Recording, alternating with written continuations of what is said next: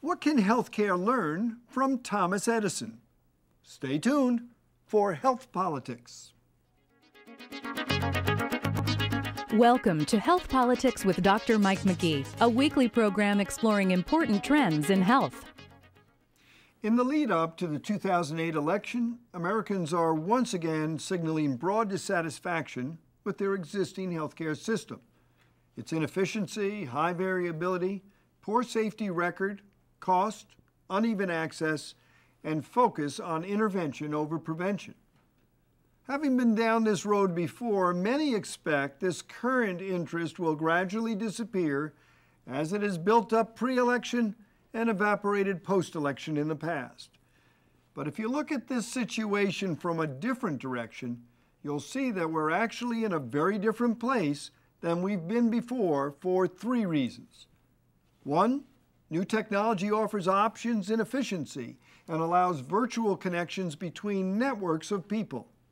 Two, public and private sectors are converging and unifying because the status quo is no longer viable as a value proposition. And three, engaged and activated consumers are reaching a critical mass. In my mind, these three things signal the fact that we are on the verge of creating rational and transformative change in healthcare on a national scale. To illustrate this suggestion, let's visit a sector outside of healthcare, as we've done on many occasions on Health Politics.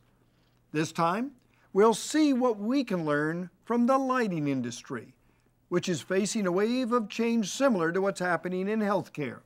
Or more accurately, let's examine a single item from that industry that is as iconic and enduring as it is innovative and ingenious: the light bulb. The light bulb as we know it is on its way out, and for good reasons, which I'll get into in a moment. How does this relate to healthcare? Well, the story of the light bulb and how it will evolve over the next 10 years is a story of transformative technology, consumer involvement, strong leadership, and amplification, all of which are components needed for success as we transform our healthcare system. Who invented the light bulb?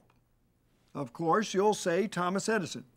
And that's not incorrect, but technically, an English chemist named Humphrey Davy was the first to create man-made electrical lighting around 1810. He connected two wires to a battery and hooked the other ends to a strip of charcoal. When the carbon became electrically charged, it glowed, emitting heat and light. Over the next 70 years, others experimented with different filaments and various materials of containment that wouldn't melt or let in air.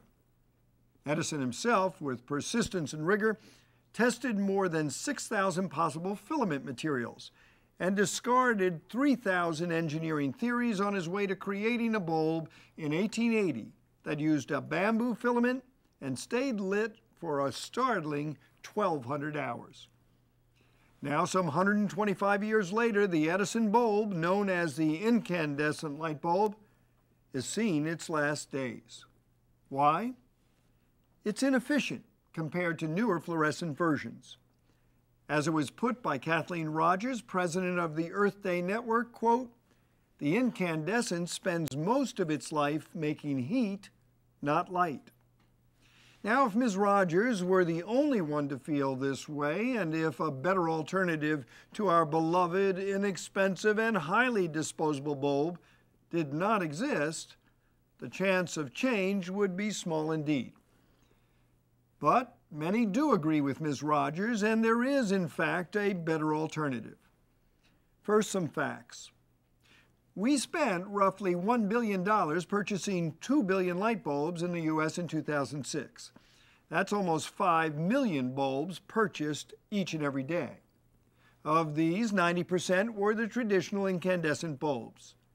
These create light by heating a filament inside the bulb. A large amount of energy is used to create the heat that is emitted with the light. The heat and the energy used to create it are pretty much wasted. Compact fluorescent bulbs, the alternative I mentioned before, constituted about 5% of the bulbs purchased in 2006. They look decidedly different from the incandescent bulb. They're roughly the same size, but instead of the familiar single glass dome, these newcomers resemble the swirl of ice cream on a cone. They are basically miniature variations of the long tubes found in offices, garages, workshops, and kitchens. Not only do these fluorescent lights look different, but they act different too. They contain a gas that gives off invisible light waves when excited by electricity. The light waves hit white phosphor powder that coats the walls of the glass tubes, creating visible white light. Since the process doesn't create heat, the bulbs only use 25% of the energy of a standard bulb, and the new bulb lasts 10 times longer. The downside? The compact fluorescent currently costs about $3 more per bulb, but the electricity savings cover that cost in just 5 months, leaving 8 or 9 years of free service. If you scale up the savings, a little thing like a light bulb becomes quite dramatic in a country trying to address global warming and become less energy dependent. This is evidenced by the recent involvement in this issue of giant retailer Walmart and an influential executive from Duke Energy. In October 2005, after a conversation with Fred Krupp, president of the advocacy group Environmental Defense, the head of Walmart convened a light bulb seminar in Las Vegas. He invited all of Walmart's bulb suppliers to bring their ideas on how the retailer could get more Americans to buy the new, more efficient, but initially more expensive bulbs. In fact, Walmart set a target to sell 100 million new bulbs in 2007, which would double current national sales. Do you know what that means?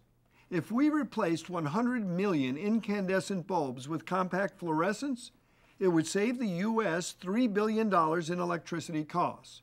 We would consume 22 billion fewer pounds of coal that generate that electricity, and this would result in a decrease of 45 billion pounds in greenhouse gases. As for Duke Energy, CEO Jim Rogers has also recognized the success that's achievable when you join consumer purchase power with transformative technology. He's co-chair of the efficiency organization Alliance to Save Energy that has teamed with industrialists and environmentalists to try to eliminate the incandescent light bulb in just 10 years. He's been quoted as saying that he sees compact fluorescents as, quotes, fundamental to our plans to meet growing demand for electricity as economically as possible. So now let's tie this all back together. What can we take from the story of the light bulb and its future and apply to healthcare and its future?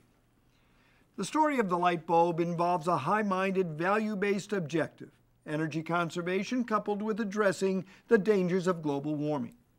In the case of healthcare, this objective would be preventive healthcare for all. The light bulb, transformative technology that is practical and capable of broad distribution on a national scale. In healthcare, this would be broadband and Wi-Fi connectivity, home-based wireless diagnostics and sensors, and electronic lifespan planning records, electronic health and medical information that follows individuals over the course of their entire lifetimes. The new light bulb's future must include broad-based consumer involvement. Americans may not be ready to purchase hybrid cars, but most of us can at least switch out a few of our incandescent bulbs with compact fluorescents. In healthcare, consumer involvement translates into multi-generational family care models with inclusion of informal family caregivers in the healthcare team.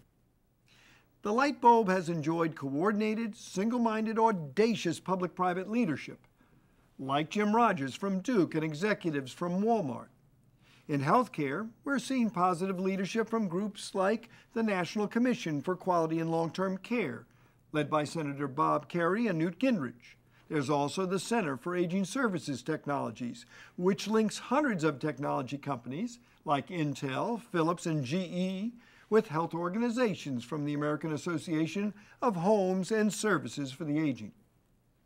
And lastly, just as Walmart is organizing and multiplying consumer purchase power around the new light bulb, ensuring change on a grand scale, healthcare must do the same thing. How? Universal health insurance combined with a killer application like the lifespan planning record. This would allow families, with the support of their caregivers, to plan for health and finally get ahead of the disease curve. For Health Politics, I'm Mike Magee. Thank you for watching Health Politics with Dr. Mike Magee. For more information on this topic, please visit our related web links, discussion guide, or downloadable transcript and slides. For videos and information on a variety of other health topics, visit our homepage at healthpolitics.org. If you would like to subscribe to our free weekly video, click on Subscribe to Health Politics and enter your email address. Again, thank you for watching.